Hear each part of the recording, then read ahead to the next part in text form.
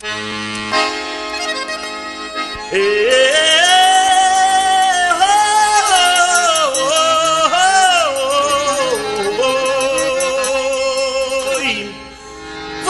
escrever a história de um vaqueiro afamado, fazendeiro e pecuarista, grande criador de gado, campeão das vaquejadas e hoje vivo aposentado. Este vaqueiro afamado, lembrar seu nome é preciso. Quando recebia prêmios, palmas, troféus, ar de riso, o grande Edivaldo Regis da Fazenda Paraíso. Nunca levou prejuízo quando corria em Dom João. Em todo o nosso Nordeste foi o melhor campeão, ao lado de Dino Regis, seu filho do coração.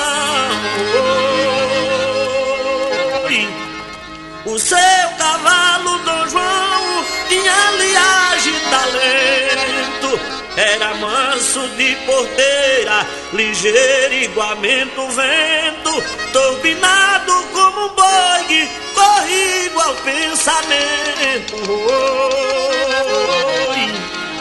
Seu Edivaldo corria no seu tempo de vaqueiro, junto a Laurentino Regis, seu filho, seu estereiro, batendo forte no príncipe, rei do morão brasileiro.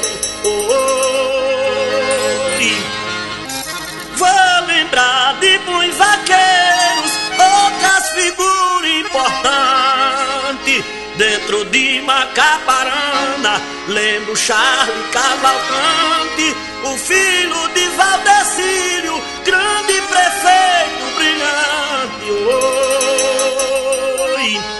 Laurentino corre em Príncipe e Charles corre em Dominó.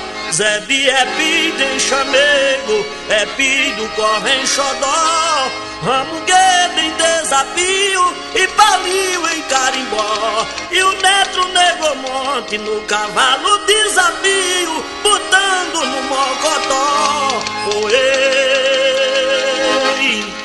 Nem Jordão corre em Modelo, com Naldo seu estereiro, Galego Jordão correndo no cavalo garimpeiro, Chulita corre em Pecado com Rildo de Limoeiro.